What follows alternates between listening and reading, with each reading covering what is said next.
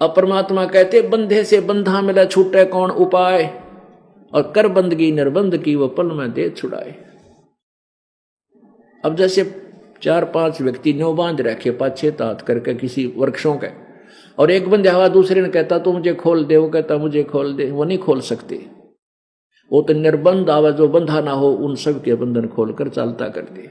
तो केवल एक कबीर परमात्मा है जो निर्बंध है, और बाकी जितने यहाँ के भगवान हैं ये भी बंधन मर्यादा में बंधे हुए, इनसे आगे नहीं चल सकते, ये कर्म दंड को नहीं काट सकते। तब द्रौपदी ने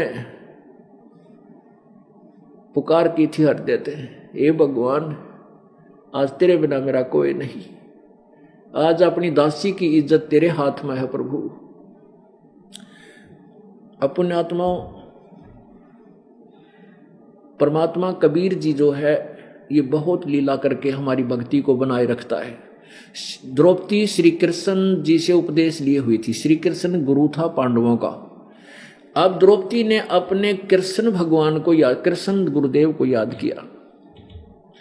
अब क्या होता है कि जैसे जगह जगह कितने आपदाएं आती हैं बहन बेटी भाइयों पे, सभी आखिर में भगवान ने याद करते हैं, लेकिन उनको लाभ नहीं मिलता। अब ये लाभ कैसे मिला द्रौपदी को कि द्रौपदी ने पहले वो पुण्य कर रखा था, और जब तक मन बोल रहा है, मन चाहे तो परमेश्वर नहीं सुनता, क्योंकि मन काल का दूत है। जब आत्मा रोती है तब ये 1 सेकंड में पहुंच जाता है, सेकंड के भी कुछ अंश में। अब यहां से क्या होता है, जैसे आत्मा जब रोती है, पुकार करती है प्रभु की, तो यहां की इसकी पुकार रिफ्लेक्ट होकर के धर्मराज के दरबार में जाती है, न्यायाधीश के, वहां उसके दरबार में जाती है, उसकी वो फ्लोपी वो सीडी खुल जाती है पुनोवाड़ी, और धर्मराज देखता है कि इस आत्मा के ऊपर आपत्ति है, इसका कोई पुण्य है जिससे मैं इसकी मदद कर सकूं। तो उसमें क्या देखा कि द्रौपदी एक महापुरुष अंधे को और निस्वार्थ भाव से दान कर रही है, और कपड़ा दान किया। और इस संत को दिया हुआ दान तो इतना दिया जा सकता है कि कितना कर दें उतना भी कम है। अपनात्मा वो कहते हैं कर सोशल छिद्र मैं करूं अपने जन के काज, वो परमेश्वर स्वयं आए हुए थे, उनको दिया हुआ दान तो धर्मराज के दरबार में ढेर लिखा हुआ था, उसका इतना प्रतिफल बन गया। तो उसी समय वहां से क्या हुआ कि वहां जहां हमारे यहां से आत्मा की पुकार धर्मराज के दरबार में गई, वहां से रिफ्लेक्ट होकर के वो जिस पर वो गुरु रूप में आश्रित होती है वहां पहुंचती है, और वहां से फिर परमात्मा ही उसका रूप बना करके कबीर देव और आके मदद करता है। अब ये एक विधान बना रखा परमात्मा ने, उस विधान को भी वही अपने को सारे को निभाता हुआ हमारी मदद करता है।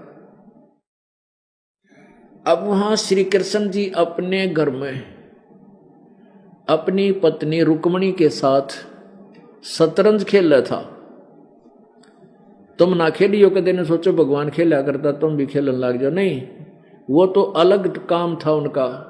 एक उदाहरण दिया जा रहा है कि वो शतरंज खेल रहा था अपनी पत्नी के साथ, और शतरंज में ऐसे डालते हैं, कोई कदे कच्चे 18 बोले जाते हैं, कदे 9 बोले जाते हैं। तो ज्यों ही उसने पास से हाथ से ऐसे पास से ऐसे फेंके, अंदर से परमात्मा की प्रेरणा एकदम हाथ आकड़ गया, जैसे भूत आ जाया करें ऐसे, और ऐसे करके कृष्ण जी बोला अनंत अनंत अनंत। अब रुक्मणी कर पकड़ा मुस्काई, अनंत कहा वो को समझाई कि ये अनंत अनंत क्यों के कर रहे हो तुम, मुझे बताओ, आपने पास से डाले हैं, इसका बोल कच्चे 12 हैं पक्के 18 हैं क्योंकि ये बोल। तो कृष्ण जी के कह रहा है कि दुशासन ने द्रौपदी पकड़ी और हमरी भक्ति सकल में सकरी, जय हमरी भक्त बिछोड़ी होई, हमरा नाम न लेवे कोई। अब कृष्ण तो वहां पासे खेल रहा है, तंदेही से पासा डारी पहुंचे सूक्ष्म रूप मुरारी। वो कबीर परमात्मा मुरारी माने जो राक्षसों का नाश करता है। कर्म सबसे बड़ा दुख, राक्षस हमारे कर्म है, इन पाप कर्मों का भी अरि यानी शत्रु कबीर भगवान है। अब कृष्ण तो वहां खेल रहा है, वह सूक्ष्म रूप धारण करके परमात्मा कहते हैं करे करावे साइया मन में लहर उठा, और दादू सरदर जीव का वो आप बगल हो जा। आप सामने नहीं आता परमात्मा। भक्ति की आस्था बनाए रखने के लिए कि गुरु मर्यादा भी रहनी चाहिए, नहीं तो बर्बाद हो जाएगी, भक्ति काल बर्बाद कर दिया। इसलिए परमात्मा उस सारी स्थिति को सूझबूझ से सोच समझ कर करता हुआ इस भक्ति की गाड़ी को इस बिचली पीढ़ी तक खींच कर लाता है, ताकि अब ये पार हो सके। तो उसी समय वहां से परमात्मा कबीर जी सूक्ष्म रूप बनाकर पूर्ण ब्रह्मा पहुंचे सूक्ष्म रूप मुरारी, खेचत खेचत खेच कसीसा सिर पर बैठे हैं जगदीशा। द्रौपद सुता को दीने लीर, द्रौपद सुता द्रौपदी की बेटी ने, यानी द्रौपद राजा की बेटी द्रौपदी ने द्रौपद सुता को दीने लीर, जाके अंत बढ़ाए चीर। खेचत खेचत खेच कसीसा सिर पर बैठे हैं जगदीशा। अब दुशासन खींच खींच के तंग हो लिया, पसीना पसीना हो गया और साड़ी का ढेर लाग गया नो, और द्रौपदी का निवस्त्र नहीं कर सका, थक के वो पहलवान दुशासन कहते 1000 हाथियों का ताकत का आदमी था, और थक कर बैठ के नो क्रोध मनु कहता ही देखो इसकी बेइज्जती करूंगा। लेकिन जिस पर मालिक राजी है कौन बिगाड़ दे उसका, नहीं फिर भगवान है ही नहीं, मिथ्या हो जाती भगवान की कथाएं। लेकिन नहीं, भगवान ने अपनी स्थिति को बराबर रखा है। अब कुछ दिनों के अब बात खत्म हुई, हार के बैठ गए एक लोग मुंह लटका के, द्रौपदी काट के उस चीर ने अपना चली गई अपने महल को। अब पुण्यात्माओं कुछ दिनों के बाद श्री कृष्ण जी आए। श्री कृष्ण जी को पता भी कोई ना क्या हो गया। जब द्रौपदी ने आकर बताया कि परमात्मा आपने मेरी इज्जत रख दी, ऐसे ऐसे कहानी हो गई थी, मेरे को बेइज्जती करे थे और आपने मेरे निरे चीर बढ़ा दिए। अब पुण्यात्मा विचार करना, इस दास के रूप में परमेश्वर कबीर जी आपके घरों में हजारों संख्या की गिनती करा दूं, उनके घर जाके आप आए थे, सामने हमने दिखे, ये आशीर्वाद देगी और हमारा ये लाभ हो गया। अब दास को क्रेडिट देता करता कबीर भगवान है। ऐसे ही उस कृष्ण को पता नहीं और परमेश्वर आकर कर गए सारा काम। अब कृष्ण जी को पता चला कि हे परमात्मा, द्रौपदी कहती है कि आपने मेरी इज्जत रख दी परमात्मा। अब द्रौपदी पूछती है कि मेरे कौन से कर्म का फल था भगवान। अब कबीर परमात्मा ने कृष्ण जी को दिव्य दृष्टि दे दी कि इस बेटी का पेटा भर जा, और इसके मुख से सुनकर औरों को भी दृढ़ विश्वास हो कि कौन से पुण्य का इसको लाभ मिला। जब कृष्ण जी को पिछली वो सीन देखा कि द्रौपदी तू एक बार जब ब्याही भी ना थी, तेरा विवाह नहीं हुआ था, उस समय आपने एक अंधे महात्मा को ऐसे साड़ी पाड़ के डाली थी, 7-8 कोपिन तन, वैसे बैग ही नहीं हाथ लगा, फिर लंबी लकड़ी का लपेटा दे करके उसके हाथ के निकट किया था। उस संत को दिए हुए उस एक बिलात के टुकड़े का 9 इंच टुकड़े का प्रतिफल है ये, इसे महापुरुष को तने दान कर रखा है। अब द्रौपदी कहती है, हे भगवान, हे परमात्मा, जब मुझे पहले नो भी पता होता ये महापुरुष ऐसे हैं तो ना जाने उसको के दान कर देती।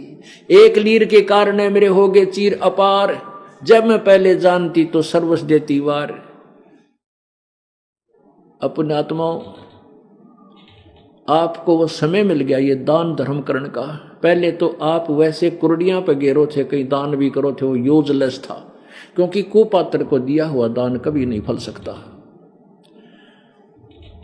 अब आपको वो सुपात्र मिल गया है, वो यथार्थ भक्ति विधि मिल गई है। अब परमात्मा कहते समझा है तो सिर दर पाओ और नहीं रे ऐसा दाओ। अब जब आपके समझ में आ गया कि ऐसा संत नहीं, ऐसा मार्ग नहीं, ऐसा भगवान नहीं, और फिर बार बार ये मनुष्य जीवन नहीं, और अब भी आप भक्ति नहीं करोगे, ये साधना नहीं कर पाओगे, हाथ से नहीं छोड़ पाओगे, तो फिर बहुत पछताओगे। समझा है तो सिर धर पाओ, जब तेरे समझ में आ गई पीछा सटवाना इस काल तय, सिर पर पांव रखना, बहुत तेज दौड़ना, यानी इस भक्ति मार्ग में दान धर्म भक्ति समन अपना नित्य कर्म में इतनी स्पीड तो चल पड़ जैसे सिर पर पांव धर के पता नहीं सांस का के बेरा कै दिन का है। नहीं भरोसा देही का ये बिन सजावे पल माही, श्वास उसास सुमन करो और यतन कछु नाही। तो परमात्मा कहते हैं समझा है तो सिर दर पाऊं। यदि तू समझ गया इस कहानी को तो स्पीड खींच दे भगवान की भक्ति की, सिमरन की, भूल जा सारे संसार को और समर्पण कर भगवान को। देख फिर रंग कुछ ही दिनों में आपके घर में कितना सुख होता है, आपका मोक्ष होगा, परमात्मा प्राप्ति होगी। बोलो सतगुरुदेव।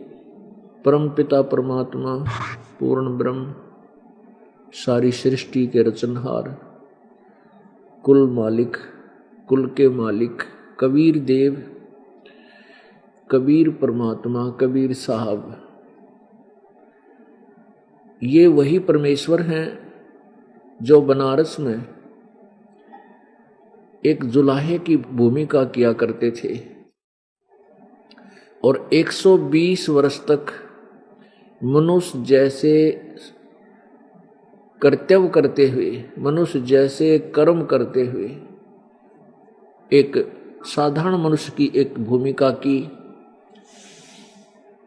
और स्वयं ही वो परमात्मा हैं, स्वयं ही वे तत्वदर्शी संत होते हैं, स्वयं ही वे सद्गुरु होते हैं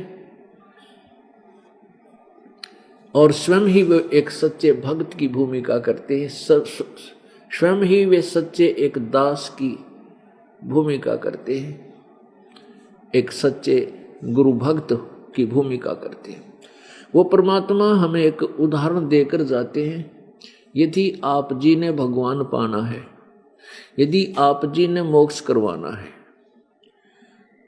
तो जैसे परमात्मा सर्वशक्तिमान होते हुए एक सिंपल मैन की तरह, एक बिल्कुल गरीब, एक निर्धन व्यक्ति की भूमिका की और उस भूमिका में उन्होंने ये सिद्ध करना चाहा कि कोई यूं सोचे कि घना बड़ा सेठ हो, घना दान धर्म करता हो या कोई ऊंच जाति का हो ब्राह्मण, क्योंकि उस समय छुआछूत बहुत चरम सीमा पर थी और ब्राह्मण लोग केवल यही कहा करते थे कि भक्ति और सदग्रंथों को पढ़ने का अधिकार केवल ब्राह्मण को ही है, ये श्रेष्ठ जाति है।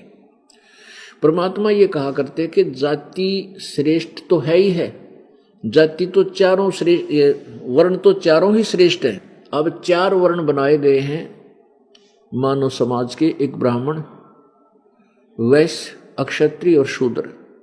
ये चारों ही श्रेष्ठ वर्ण हैं, लेकिन इनमें व्यक्ति निकम्मे हो जाए, वो ब्राह्मण भी निकम्मे हो सके और अक्षत्रिय भी निकम्मे हो सकते हैं, वैश्य भी हो सकते हैं, शूद्र भी हो सकते हैं। यानी केवल वर्ण से ही ऊंच नीच और श्रेष्ठ, उत्तम और अनुत्तम नहीं होते।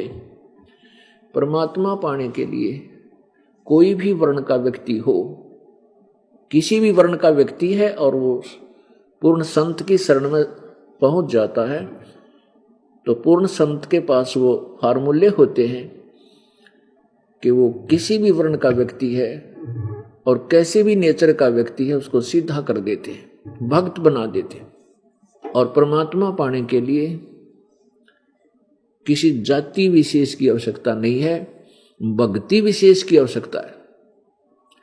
भक्ति विशेष का तात्पर्य है कि शास्त्र अनुकूल साधना और परम संत जिसको नाम दान करने का अधिकार हो, उससे नाम प्राप्त हो।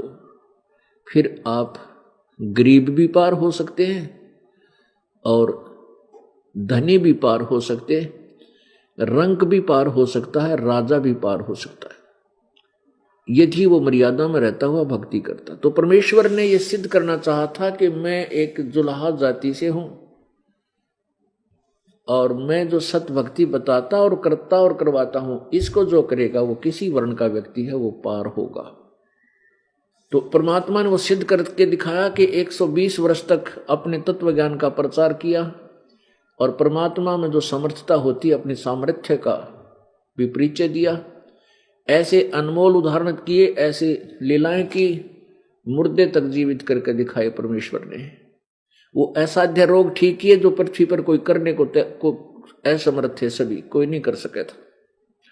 तो वो जो परमात्मा ने 600 वर्ष पहले जो लीलाएं की थी, आज वो लीलाएं भगवान के गुणों से मेल खाती हैं, पूर्ण परमात्मा के उस महिमा से मेल खाती हैं जो भगवान ऐसे कार्य किया करता है। और साथ में वो सदग्रंथ हमारे ये प्रमाणित करते हैं कि वो कबीर परमात्मा, वो पूर्ण ब्रह्म, परम अक्षर ब्रह्म, सत्य पुरुष अपने सतलोक से चलकर सहशरीर आता है, अपने श्रेष्ठ भक्तों को मिलता है, फिर उनको अपना तत्व ज्ञान प्रचार करता है। वो भक्त फिर उस परमात्मा की महिमा कलम तोड़ गाते हैं, सुनाते हैं। वो आने वाले समय में वो एक ऐसे प्रमाण बन जाते हैं जो अब कलयुग के इस बिचली पीढ़ी के समय में अब हमारे लिए वो संत एक एविडेंस बन गए। उन संतों की वाणी, परमेश्वर प्राप्त संत महापुरुषों की वाणी, ये हमारे लिए एक गवाह के तौर में होगी। एक एफिडेविट लिख दिया उन संतों ने कि कबीर परमात्मा है, ये वो धानक है जो बनारस में 120 वर्ष तक रह के चला गया था। सहशरीर आए थे, सहशरीर चले गए थे। तो कबीर परमात्मा ने आकर के प्रत्येक युग में अपने यथार्थ ज्ञान को बताया। परमेश्वर ने क्या बताया? नौमन सूत उलझिया, रहे ऋषि जख मारे, सतगुरु ऐसा सुलझा दे, जो उलझे न दूजी बार। अब परमात्मा जुलाहे का काम करा करते हैं, और जुलाहे के काम में सूत होता है जो कपड़ा बुनने के लिए बारीक से धागे का बंडल बना दिया करते थे, और वो उलझ जाना, वो सुलझेगा नहीं दिया करा, वो सारा दिमाग चाट लेता है, इतना तंग कर दिया करता है जो सूत उलझ जा। और सूत थोड़ा सा 1 किलो 2 किलो उलझ जाए, वो सारा दिन खोदे, सूत में नहीं आवे, ठीक नहीं हो पाओ, उसकी बंडल ठीक ना बने। और 9 मन सूत उलझ जा तो सुलझ जाए, क्यों करे। तो कहने का भाव यह है कि काल भगवान ने इस अज्ञान रूपी, इस तत्व ज्ञान में, यथार्थ ज्ञान में इतना डंगा डलवा दिया अपने अज्ञानी संतों द्वारा, मिसगाइड करके, कि 9 मन सूत उलझ गया। कोई थ्योरी बतावा है, कोई कुछ सिद्धांत बता रहा है, कोई नाम बतावा है भगवान भक्ति का, कोई कुछ ज्ञान दे रहा है, कोई किसी को प्रभु बताता है, कोई किसी को। तो क्या बताते हैं कि 9 मन सूत उलझिया, ऋषि रहे झकमार, इन ऋषियों के भी समझ में ना आई। और सतगुरु ऐसा सुलझा दे, भाई उलझे न दूजी बार। संत, तत्वदर्शी संत आकर के उसको इसे ढंग से सुलझा देगा, उस पूरे आध्यात्मिक ज्ञान को, कि फिर वो दोबारा उस युग में तो उलझ नहीं सकता जब भक्ति करेंगे। तो अब वो समय आ गया है, और ये ज्ञान इस दास को परमात्मा कबीर जी ने दे दिया, और ऐसा सुलझा दिया है ये ज्ञान कि इस कलयुग में आने वाले समय में ये उलझ नहीं सकता। जब तक भक्ति युग रहेगा, जो भगवान चाहने वाली आत्मा 10-5 हजार वर्ष तक भी ये ज्ञान चलेगा, क्योंकि आगे फिर कृतज्ञ लोग हो जाएंगे, भक्ति चाहने वाले रहें को नहीं। ये फिर काल के दूत बीच में आकर के भक्तिहीन कर देंगे, लेकिन भक्ति को उलझा नहीं सकते, इस ज्ञान को उलझा नहीं सकेंगे। तो पुण्यात्मा, उस परमेश्वर ने आके हमें क्या बताया? गुरु बिन माला फेरते, भाई गुरु बिन देते दान, गुरु बिन दोनों निष्फल हैं, चाहे पूछो वेद पुराण। राम कृष्ण से कौन बड़ो, उन्हों भी गुरु कीन, 3 लोक के वेधनी ही गुरु आगे अधीन। परमात्मा हमारे को इसी उदाहरण से समझाते हैं जिससे हम समझ सकें। परमात्मा कबीर जी कहा करते कि तुम राम कृष्ण से तो बड़ा किसी ने मानते नहीं, और उन्हीं का उदाहरण ले लीजिए कि राम कृष्ण ने भी गुरु बनाए। जैसे श्री कृष्ण जी के एक तो संदीपनी जी गुरु थे। संदीपनी जी तो अक्षर ज्ञान, जैसे शिक्षक होते हैं टीचर, अक्षर ज्ञान कराने वाले गुरु थे, और दुर्वासा जी उनके आध्यात्मिक गुरु थे, और श्री रामचंद्र जी के वशिष्ठ मुनि जी गुरु थे, उनके कुल गुरु थे। तो परमात्मा कहते हैं तुम्हारे राम कृष्ण से कौन बड़ा, और उन्होंने भी गुरु कीन, और 3 लोग के वैदनी गुरु आगे अधीन। अब गुरु तो गुरु ही होता है, और गुरु जी के सामने बच्चा एक शिष्य ही होता है। शिष्य ठीक ढंग से अपनी मर्यादा में रहेगा वही सफल होता है, अन्यथा वो मोक्ष प्राप्त नहीं कर सकता। तो परमात्मा कहते हैं राम कृष्ण बढ़ते पुर राजा, 3 गुरु बंद कीन निज काजा। राम कृष्ण तीनों लोकों में बड़े माने जाते हैं, जैसे एक एक विभाग के ये मंत्री हैं, और इन्होंने भी गुरु धारण करके ही अपने सब कार्यों को किया, यानी अपने निजी कामों को भी गुरु जी की आज्ञा से ही किया। अब क्या बताते हैं परमात्मा, अपनी लीला आप बतावें। सतगुरु के उपदेश का, सतगुरु, अब सतगुरु शब्द क्यों लगाना पड़ा? वैसे तो गुरु शब्द ही सफिशिएंट है, पर्याप्त है, लेकिन ये नकली गुरु, अधूरे गुरु, इनकम्प्लीट नॉलेज रखने वाले भी गुरु पद को प्राप्त कर चुके होते हैं, और वो गुरु होते नहीं कि जिन्होंने आज तक ना ब्रह्म का बेरा, ना पर ब्रह्म का पता, ना वो ब्रह्मा विष्णु की महेश की सतीथि से परिचित, वो गुरु पद को के योग्य नहीं, फिर भी उनको गुरु नामते हैं, वह प्रसिद्ध हो जाते। इसलिए सतगुरु शब्द प्रयोग करना पड़ता है। सतगुरु यानी सच्चा ज्ञान देने वाला सच्चा गुरु, यानी सतगुरु शब्द प्रयोग किया तो झूठे गुरु भी हैं, इसलिए सतगुरु की आवश्यकता पड़ी। अब जैसे ब्रह्म है, फिर पूर्ण ब्रह्म के, पूर्ण ब्रह्म जो शब्द है, इससे सिद्ध है कि कोई अपूर्ण सब ब्रह्म भी है, इनकम्प्लीट गॉड भी है, पूर्ण ब्रह्म इनकम्प्लीट गॉड है। तो ये डेफिनेशन ऑफ गॉड यानी प्रभु की परिभाषा से भी मानव समाज परिचित नहीं है। परमेश्वर ने आकर ही बताया था, फिर इस दास पे कृपा की है और अपने उन बच्चों पर कृपा की जिनसे भगवान मिले, लेकिन उन्होंने अपनी वाणी में वो ज्ञान केवल लोकोक्तियों के माध्यम से दिया जो जन साधारण उसको समझ नहीं सका। कारण क्या था कि परमात्मा ने उन पुण्यात्माओं से कहा था कि अभी इस तत्व ज्ञान को स्पष्ट मत करना, नहीं तो नकली गुरु, नकली संत इस हमारे ज्ञान को सुनकर डंडोरा पीटन लग जाएंगे, प्रचार कर देंगे, फिर हम पिछली पीढ़ी के समय इसको भिन्नता नहीं कर पाएंगे और यह बात फिर बिगड़ जाएगी, काल का दाव लगा रह जाएगा। इसलिए परमेश्वर ने सभी महापुरुषों को दर्शन दिए, जो 6-7 महापुरुष हैं, और उनको सचखंड दिखाया, सतलोक दिखाया, फिर वापस छोड़ दिया। उन्होंने फिर परमात्मा की आंखों देखी, महिमा लिखी, लेकिन उन्होंने लिखी दोहों और श्लोक वे लोकोक्तियों के माध्यम से, जिसको जनसाधारण नहीं समझ सकता। कबीर परमेश्वर और गरीबदास जी साहिब की वाणी, नानक साहिब जी की वाणी, दादू साहिब जी की वाणी, जो भी परमात्मा से परिचित संत हुए उनकी वाणी बहुत ही गूढ़ रहस्य रखती है। वेदों का ज्ञान भी उनके सामने फीका है, इतने गूढ़ रहस्य उन महापुरुषों की वाणी में है। और कबीर परमेश्वर जी की वाणी का तो कहना है क्या। तो उनको समझना जनसाधारण की बात नहीं, प्रभु कृपा बिना उसको नहीं समझा जा सकता। अब जैसे परमात्मा, कबीर जी ने कबीर वाणी बोली, अपनी वाणी, तो कबीर पंथी नहीं समझ सके उनको, अभी तक ओआबाई बोलते हैं, वो नाम भी गलत देते हैं।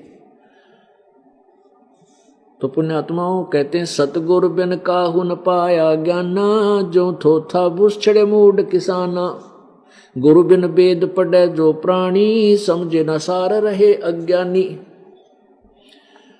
अब गुरु के बिना कोई वेद पढ़ा करते, वो वेदों को समझ नहीं सके, अज्ञानी रहे। अब कौन कौन अज्ञानी रहे? ब्रह्मा अज्ञानी रहा, विष्णु अज्ञानी रहा, शिव अज्ञानी रहा।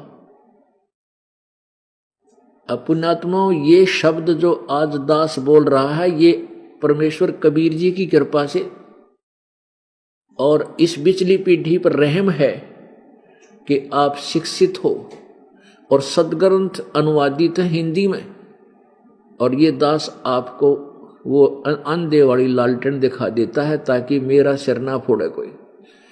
अब जैसे आज से 100 वर्ष पहले ये शब्द दास बोल देता तो मेरे चीथड़े पाड़ लेते, सिर फोड़ देते। हिंदू धर्म के वो नकली गुरु मेरे पीछे लगा देते जनता ने, वो झूठा है, कपटी है, ब्रह्मा विष्णु महेश को अज्ञानी बोल रहा है। अज्ञानी का मतलब है अध्यात्म ज्ञानहीन। वैसे तो वो 3 लोक के मालिक हैं, बालक थोड़े ही हैं, लेकिन अध्यात्म ज्ञान से हीन है, इसलिए अज्ञानी बोला। अब ये प्रमाण ई बाप के सामने करूंगा, 2 मिनट लग गए, आप बिल्कुल शांत हो जाओगे। एक सचमुच या तो ये तो बिल्कुल सत्य है, क्योंकि ब्रह्मा जी, विष्णु जी और शिव जी का ज्ञान हमने पुराणों से ही मिला है। इसके अतिरिक्त और कितना ज्ञान नहीं, इनके बारे में जानकारी भी नहीं है।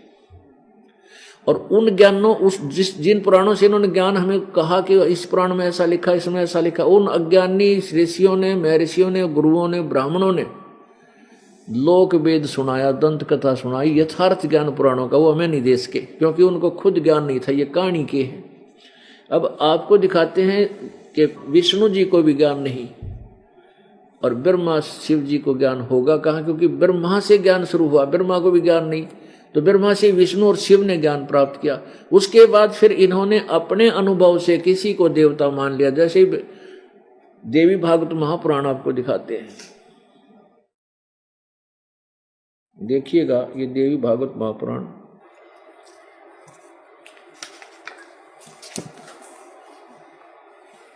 ये है, संपादक है हनुमान प्रसाद पोदार, चमन लाल गोस्वामी, और इनके इसके जो कहाँ से प्रकाशित और मुद्रित है, प्रकाशक एंड मुद्रक हैं गीता प्रेस गोरखपुर, गोविंद भवन कार्यालय कोलकाता का संस्थान।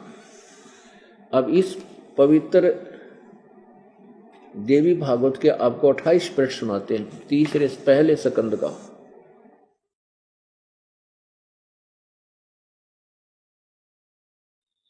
नारद जी ने कहा, महाभाग व्यास जी, तुम इस विषय में जो पूछ रहे हो, ठीक यही प्रश्न मेरे पिताजी ने भगवान श्री हरि यानी विष्णु जी से किया था। देवादिदेव भगवान जगत के स्वामी हैं, लक्ष्मी जी उनकी सेवा में उपस्थित रहती है, दिव्य कौष्टमणि उनकी शोभा बढ़ाती है, वे शंख चक्र गदा लिए रहते हैं, पीतंबर धारण करते हैं, 4 भुजाएं हैं। ऐसे जगत प्रभु भगवान श्री हरि महान तप कर रहे थे, उनकी समाधि लगी थी। यह देखकर मेरे पिता ब्रह्मा जी को बड़ा आश्चर्य हुआ,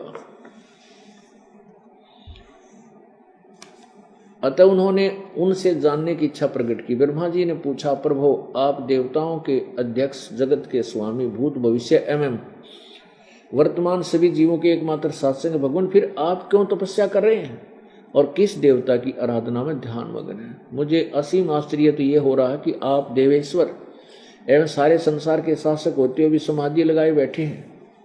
इसका 29 पर रिजल्ट दिया है। अब विष्णु जी कहते हैं सब प्रकार से, यहां देखिएगा 28 के बिल्कुल लास्ट में, ब्रह्मा जी के विनीत वचन सुनकर भगवान श्री हरि कहने लगे, बर्बन सावधान होकर सुनो, मैं अपने मन का विचार व्यक्त करता हूं। ये सारा कुछ बता के यहां देखो, मुझे सब प्रकार से शक्ति के अधीन होकर रहना पड़ता। शक्ति माने दुर्गा। मुझे सब प्रकार से शक्ति के अधीन होकर रहना पड़ता है, उन्हीं भगवती शक्ति का मैं निरंतर ध्यान करता हूं, यानी मैं दुर्गा की पूजा करता हूं। ब्रह्मा जी मेरी जानकारी में भगवती शक्ति से बढ़कर कोई दूसरे कोई देवता नहीं। अब श्री विष्णु जी के ज्ञान का आलिया ओढ़ ये कहें कि मैं दुर्गा से ऊपर किसी को देवता नहीं मानता, मैं इसी की पूजा करता हूं, दुर्गा की। अब दुर्गा कहती है वो परमात्मा तो कोई और है, ब्रह्म है, उसकी पूजा कीजिए। अब ये 562 पृष्ठ पे 7वां स्कंद और पृष्ठ 562, यहां देखिएगा, देवी के द्वारा हिमालय को ज्ञानोपदेश ब्रह्म स्वरूप का वर्णन। श्री देवी जी कहने लगी, पर्वतराज, इस प्रकार योग युक्त होकर मुझ ब्रह्म स्वरूपा देवी का ध्यान करें।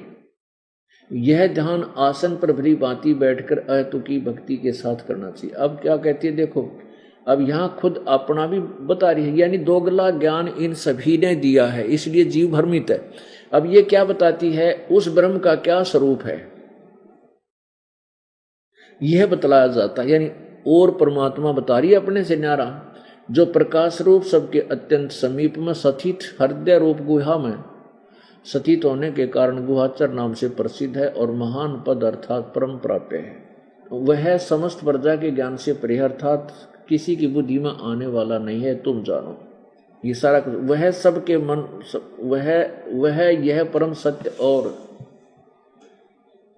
अमृत अविनाशी तत्व है। सौम्य उस वेदने योग लक्ष्य का तुम वेदन करो, मन लगाकर उसमें तन में हो जाओ। सौम्य उपनिषदों में कथित महान अष्ट रूप धनुष लेकर उस पर उपासना द्वारा तीक्ष्ण किया हुआ बाण संतान करो, फिर भावनागुत चित्त के द्वारा उस बाण को खींचकर उस अक्षर ब्रह्म रूप को ही लक्ष्य बनाकर वेदन करो। परवण यानी ओम धनुष है, जीवात्मा बाण है, ब्रह्म को उसका लक्ष्य कहा जाता है। यानी ब्रह्म की पूजा करने के लिए बताया है कि उस एकमात्र परमात्मा को जाने, दूसरी सब बातें छोड़ दे। और वो कौन है? वह यह सबका आत्मा ब्रह्म सबका आत्मा ब्रह्मलोक रूप दिव्य आकाश में स्थित है, वहां रहता है। अब पुण्यात्माओं, आपको पता चल गया कि विष्णु जी को कितना ज्ञान है, और ब्रह्मा जी उसी से पूछ रहा है कि आप किसकी भक्ति करते हो, या ब्रह्मा के ज्ञान का भी लय ला गया साथ में। तो पुण्यात्माओं, ये इनको किसी को भी ज्ञान नहीं था। क्यों ज्ञान नहीं था? कि गुरु बिन वेद पढ़े जो प्राणी, समझे न सार रहे अज्ञानी। अब एक और झलक दिखाते हैं, देवी भागवत में लिखा है कि सतयुग के ब्राह्मण है और वेदों के पूर्ण विद्वान हुआ करते और दुर्गा की पूजा करा करते। तेरा गजब। और दुर्गा के वो भगवान तो कोई और है जिसकी पूजा करनी चाहिए, और सारी बात छोड़ दो। वो किसे विद्वान थे, किसे वेद समझा उन्होंने, ये अंडरस्टूड हो गया आपको। फिर देखिए यही पवित्र देवी भागवत, इसके पृष्ठ नंबर 414 पर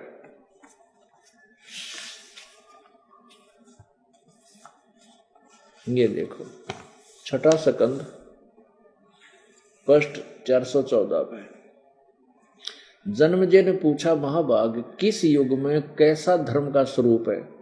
इस संपूर्ण विषय को विशेष रूप से बताने की कृपा करिए। व्यास जी बोले, नरप शार्दुल, राजन, यह निश्चय है कि सतयुग में ब्राह्मण वेद के पूर्ण विद्वान थे। उनके द्वारा निरंतर भगवती जगदम्बिका की आराधना होती थी। आलिया और सतयुग के ब्राह्मणा के ज्ञान का, क्योंकि वह पूर्ण विद्वान थे वेदों के और दुर्गा की पूजा करते थे। और सारे मैं ऋषि तक कम किसी ने पदवी को ना, तो परमात्मा प्रत्येक युग में आया करते और भगवान को सब ने क्या करते, तो उल्टा ज्ञान देता है। वामदेव नाम धर लिया उनका, वामदेव माने जो लोग संसार के विपरीत बातें करे। अब प्रश्न चल रहा था कि गुरुदेव के बिना, सतगुरु के बिना किसी को भी वेदों का ज्ञान नहीं हो सकता। सतगुरु बिन काहुन पाया ज्ञान, जो थोथा बुझ छड़े मूड किसान। भाई, गुरु बिन वेद पढ़े जो प्राणी, समझे न सार रहे अज्ञानी। ये सारे ब्राह्मण को चाहे ऋषि को हो, ये एक ही बात है। और सारे देवता और ब्रह्मा विष्णु महेश तक, ये सभी वेद ज्ञान से अपरिचित थे। और इन कलयुग के ऋषि, मैं ऋषि, ये दानंद जैसा कि गुजड़ी है कि ये के समझे सारे उआ बाई बंड्या कर दे, उआ बाई बक दे, करते खेचा तान, उनसे कभू ना छूटते, फिर फिरते चारों खाने। कबीर चार खानी में भरमते हैं, कभू न लगते पारे, सो फेरा सब मिट गया, मेरे सतगुरु के उपकार। फिर क्या बताते हैं कि यदि सतगुरु ना मिलते तो जाते नरक द्वार। होय होय, ये भगवान। अपने आत्माओं, समझदार को संकेत बहुत होता है। एक छोटा सा एक सैंपल दिखाऊंगा, आपने दिखाएगा दास और बुद्धिमान आत्मा जो है तुरंत समझ जाएंगी कि बिरान मट्टी होती मारी जाए। ये ज्ञान तत्व ज्ञान ना मिलता था, ये संत पूर्ण ना मिलते। तो जैसे जैन धर्म के 24वें तीर्थकर श्री महावीर जैन जी, ये वही आत्मा थी जिसने राजा ऋषभदेव जी से सीधा उपदेश लिया था, और राजा ऋषभदेव के पौत्र थे, भरत के पुत्र थे मारीची। ये वही आत्मा मारीची वाली ने राजा ऋषभदेव, जो सर्वप्रथम तीर्थकर अर्थात जैन धर्म का प्रवर्तक माने जाते हैं राजा ऋषभदेव जी, राजा ऋषभदेव जी जैन धर्म के प्रथम तीर्थकर अर्थात प्रवर्तक माने जाते हैं, और उनसे सीधा उपदेशी मारीची नामक उनका पौत्र है। और उस मारीची वाले जीव की, जो मारीची वाला जीव ही आगे चलकर राजा ऋषभ ना ये 24वां तीर्थ महावीर जैन बना, तीर्थकर महावीर जैन बने। उनके जीव की केबरान माटी हुई, कितनी दुर्गति हुई। ओहो, अब आपका समझ में आओगी सतगुरु के उपदेश का लाया एक विचार है। जय सतगुरु मिलते नहीं हम जाते नरक द्वार, और नरक द्वार में दूत सफर करते खेचा तान, उन तक कबू ना छूटते फिर फिरते चारू खान, चार खानी में भरमते कबू ना लगते पार, सो फेरा सब मिट गया मेरे सतगुरु के उपकार। अब देखिएगा सतगुरु के बिना ये दुर्गति होती हमारी, जैसे इस प्यारी आत्मा की हुई। देखिएगा, आओ जैन धर्म को जाने। धर्म मंच प्रश्नोत्तर माला, कौन बनेगा सबसे ज्ञानी? अणोम हरिणन ताणाम, ये इनके कोई मंत्र है। ये है प्रवीण चंद्र जैन M.A. शास्त्री, ये इसका लेखक है। आओ जैन धर्म को जाने। लेखक है प्रवीण चंद्र जैन M.A. शास्त्री, जम्बूद्वीप हस्तिनापुर।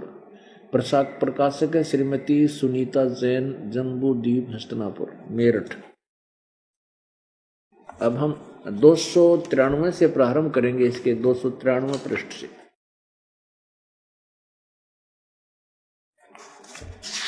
ये देखिएगा, विशेष प्रकरण 293 पृष्ठ, आओ जैन धर्म को जाने। प्रश्न किया कि श्री महावीर भगवान के अन्य कौन कौन से नाम हैं? 5 अन्य नाम हैं, वीर, अतिवीर, सन्मति, महावीर एवं वर्धमान। यह प्रश्न फिर शुरू हुआ। श्री महावीर भगवान के जीवन का कथन कहाँ से प्रारंभ होता है? महावीर जी का। उत्तर, पुरूरा नामक भील की पर्याय से, यानी जीवन से। पुरूरा भील कौन था और उसने क्या किया?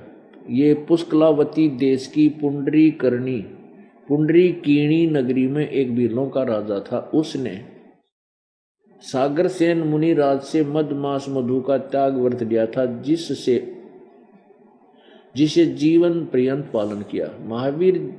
श्री महावीर भगवान का जीव पुरूरा भील की प्रिया से कहाँ गया?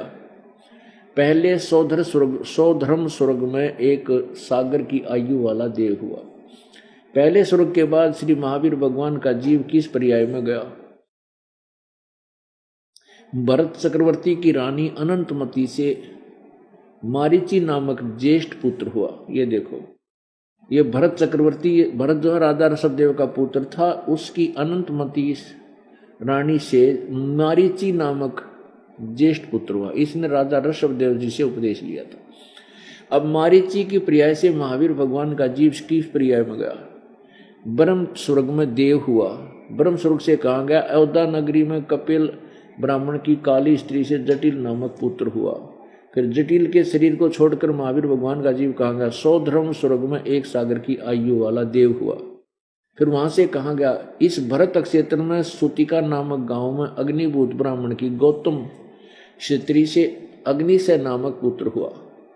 अग्निशय की शरीर छोड़ के फिर कहाँ गया? स्वर्ग में गया। फिर स्वर्ग से कहाँ आया? भरत क्षेत्र के मंदिर नामक ग्राम में गौतम ब्राह्मण की कौशिकी पत्नी से अग्निमित्र नामक पुत्र हुआ। अग्निमित्र का शरीर छोड़कर महावीर जैन का जीव कहाँ गया? महेंद्र स्वर्ग में गया। महेंद्र स्वर्ग से महावीर जैन का जीव कहाँ गया? ये 295 पृष्ठ पे। मंदिर नगर में सालकाय ब्राह्मण की पत्नी से भारद्वाज नामक पुत्र हुआ। भारद्वाज के शरीर से कहाँ गया? महेंद्र स्वर्ग में देव हुआ। महेंद्र स्वर्ग से महावीर भगवान का जीव कहाँ गया? इतर निगोद में एक सागर की आयु वाला नगोदिया जीव बना। नगोद से निकलकर श्री महावीर भगवान का जीव कहाँ गया? ओए होए, अब देखियो कलजे पाटेंगे, दिल हल जाएगा समझदार व्यक्ति का। अनेकों भाव धारण किए जो इस प्रकार हैं।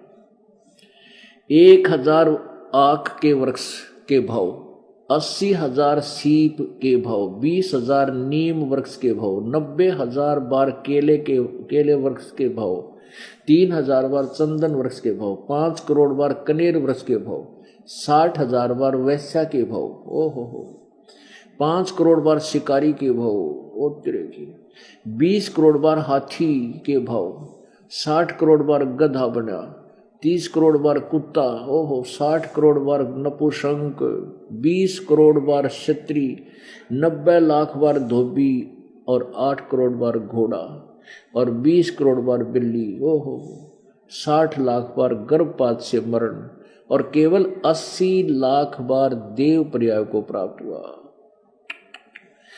अब देखो 80 लाख बार देवता बन गया और गधा ते कब बना बतेरा, और यो 60 लाख अब देखो यो 20 करोड़ बार हाथी, 60 करोड़ बार गधे, उतरा गजब हुई। अब चाट ले 80 लाख देवताड़े शरीर ने और 60 करोड़ बार गधे के जीवन और 30 करोड़ बार कुत्ता रे, तरह गजब हुई। अब यहां इब कबीर परमेश्वर जी के उस ज्ञान का अब आपको पता चलेगा कि सचमुच परमेश्वर ने कितने महत्वपूर्ण ज्ञान हमें दे रखा था। इन अज्ञानी ऋषियों ने इसको कति कूड़े वाली टोकरी में घेर रखा था कि ये तो नकली ज्ञान है, कबीर भगवान नहीं है। लाल को कौड़ी बनाकर कूड़े में डाल रखा था।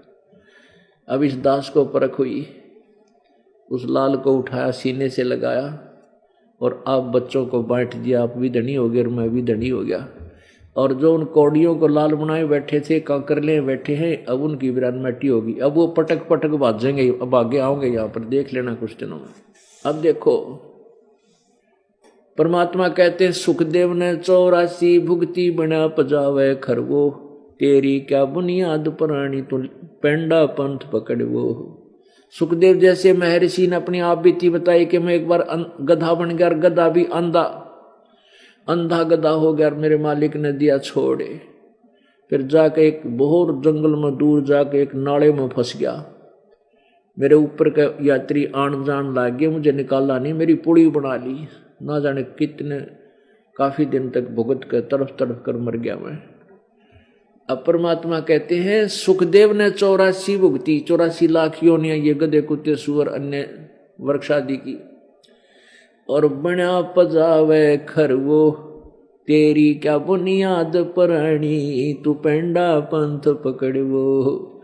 अब सुखदेव जैसे मैं ऋषि की दुर्गति गधा बना पजावे पे, तो तेरी क्या बुनियाद पुरानी तू पेंडा पंथ पकड़वो। तो उस तत्व ज्ञान को ग्रहण कर और सीधा रास्ता लाग ले, अगरम मगरम छोड़ दे। तेरी क्या औकात है, क्या बुनियाद है तेरी। अब इतना कष्ट पाया है, 80 लाख बार केवल देवता बना और 60 करोड़ बार गधा, 30 करोड़ बार कुत्ता, 20 करोड़ बार बिल्ली, ये भगवान है। और गर्भपात का मरण है, ओए होए ये कष्ट। और आगे देखो नरक में डाला, ये 295 उसी पुस्तक का पृष्ठ 295 से हम चल रहे हैं। 80 लाख बार देव प्रयाग को प्राप्त किया।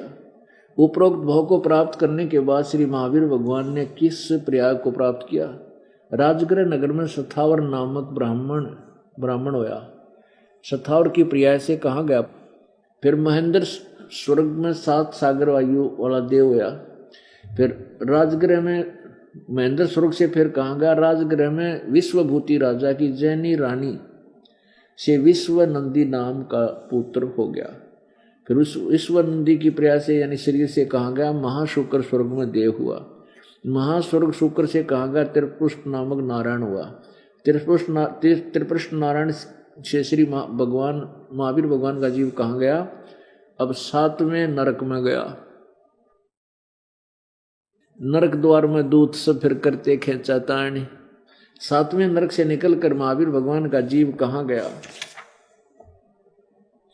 सिंहगिरी पर्वत पर सिंह हुआ, शेर हुआ, और फिर पुनः फिर प्रथम नरक में गया।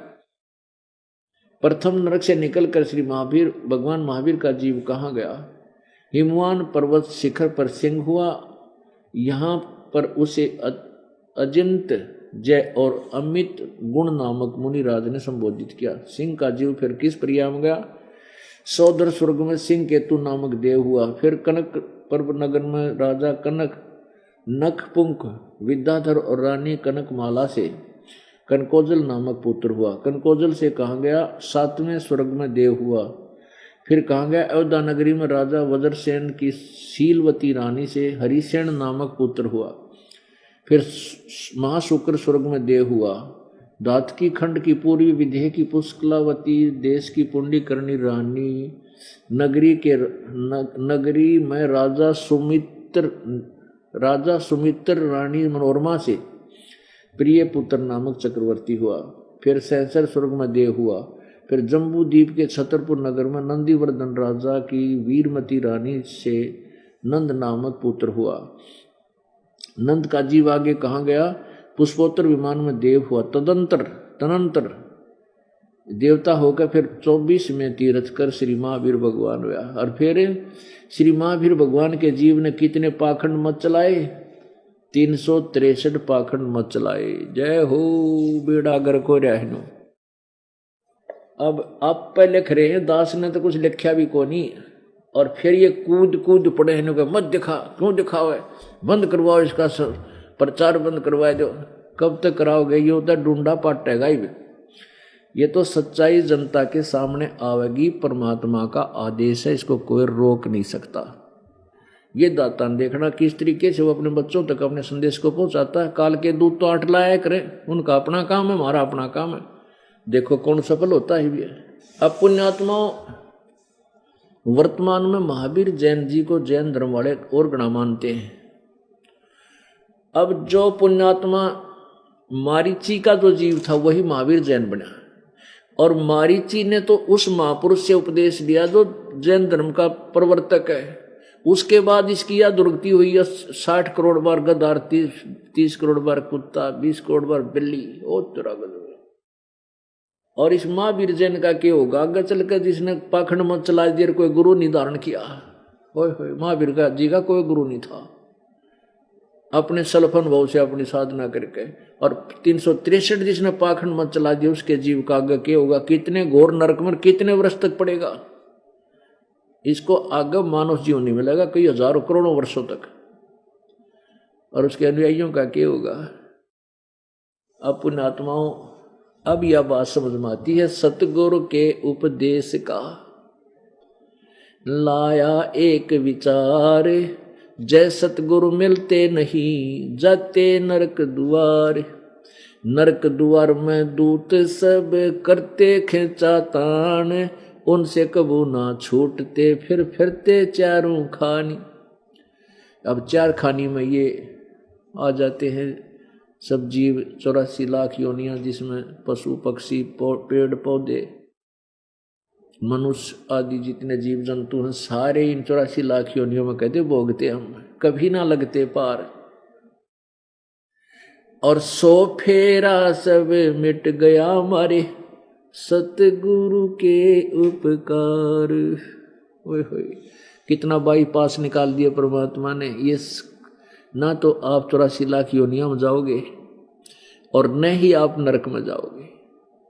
ये गारंटीड बात समझ लेना। इस दास का जो वचन है ये परमेश्वर कबीर जी का वचन है, मेरा नहीं है।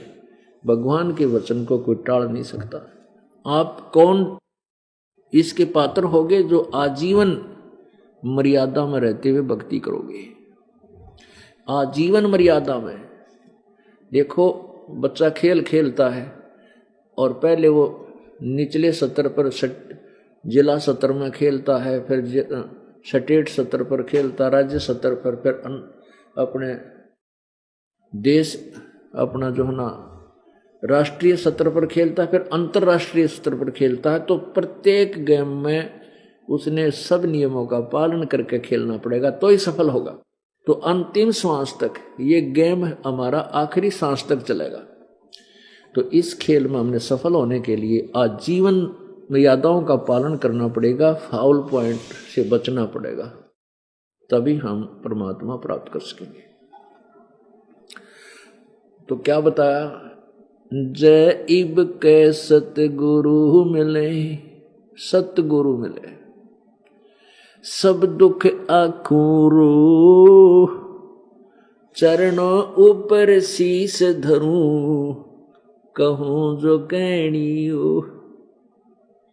कबीर साईं मिलेंगे, पूछेंगे कुशलात, आद अंत की सब कहूं, अपने दिल की बात, गुरुजी तुम ना भूलियो। चाहे लाख लोग मिल जाएं, हमसे तुमको बहुत हैं, पर तुमसे हमको नहीं। तुमरे विसारे क्या बने, अब किसकी शरण में जाऊं, शिव ब्रंच मुनि नारदा, इनके हृदय न समाऊं। परमात्मा कहते हैं अपनी महिमा पर बताओ है कि ए जीव, जब तू इस ज्ञान को समझ जाएगा, फिर तेरी ये स्थिति हो जाएगी कि परमात्मा आपके बिना मुझे भी कोई दिखाई नहीं देता। बंदी छोड़ दयाल जी, तुम तक हमारी दौड़े, जैसे काग जहाज का इब, तकैन दूजी ठोरी।